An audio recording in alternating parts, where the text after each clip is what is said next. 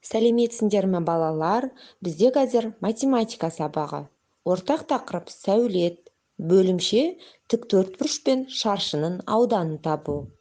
Сабақтың мақсаты тіктөртбұрыш пен шаршының ауданын есептейтін боласың. Балалар, осы мақсатқа қол жеткізу барысында бәріміз мына бейне жазбаға назар аударайық.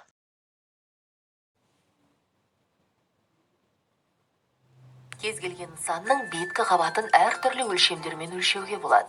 Стандартты өлшемдер бұл барлық адам қолданатын аудан бойынша жалпы қабылданған өлшем бірліктер. Квадрат сантиметр бұл қабырғасы 1 сантиметрге тең болатын шаршының ауданы.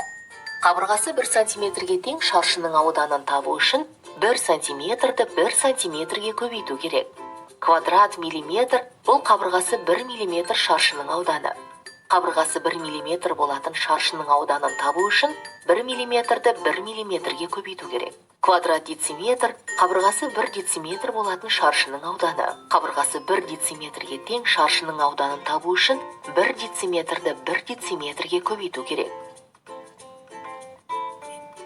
Қабырғасы 1 метр 1 километр болатын шаршылардың аудандары да дәл осылай есептеледі. Ауданның стандарт өлшем бірліктерін есіңде сақта. Квадрат миллиметр, квадрат сантиметр, квадрат дециметр, квадрат метр, квадрат километр. Кішігірім заттардың ауданын шағын өлшем бірліктермен, ал үлкен нысандар ауданын ірі өлшем бірліктермен өлшеу ыңғайлы. Үстел бетінің ауданын есептеу үшін ыңғайлы болатын өлшем бірлікті таңда. Дұрыс жауап квадрат дециметр. Кітап бетінің ауданын есептеу үшін ыңғайлы болатын өлшем бірлікті таңда. Дұрыс жауап квадрат сантиметр. Сәйкесінше спорт залдың ауданын квадрат метрмен, ал астық алқабының ауданын квадрат километрмен өлшейміз. Балалар, бейне жазбаны көріп болсақ, дәптерімізді ашып, бүгінгі күн атауын жазайық, яғни 26 қараша. Каллиграфиялық сәтке 26 цифрын барлық талаптарға сай ете отырып жазамыз. Балалар, ендеше оқу тапсырмаларына назар аудара қойыңдар. Бірінші оқу тапсырма сендердің оқулықтарының 37-ші бетіндегі нөмірі 2-ші тапсырманың асы.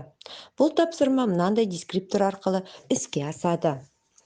Бірінші тіктөртбұрыштың периметрін табады, екінші тіктөртбұрыштың ауданын табады, үшінші көркем жазады. Балалар, екінші оқу тапсырмамызға назар аударайық. Яғни, бұл сендердің оқулықтарыңның 37-ші бетіндегі нөмірі 2-ші тапсырманың әсі. Бұл тапсырма мынандай дескриптор арқылы іске асады. Бірінші фигураның енін табады, екінші фигураның ұзындығын табады, үшінші көркем жазады. Балалар, бәрі түсінікті болса, ендеше бәріміз үшінші оқу тапсырмамызға назар аударайық. Бұл сендердің оқулықтарының 37-ші бетіндегі нөмірі 3-ші тапсырманың 1-ші және 2-ші бағаны. Бұл тапсырма мынандай дескриптор арқылы іске асады. Бірінші, берілген аудан өлшем бірліктерін кіші өлшемдерге айландырады, екінші салыстырады. Балалар, осымен математика сабағымызды қорыта келе сабағымызға кері байланыс берейік. 3 леп белгісі маған бәрі түсінікті болды дегендерін. 1 леп белгісі бір сұрақ белгісі болса, әлі де сұрағым бар дегендерін.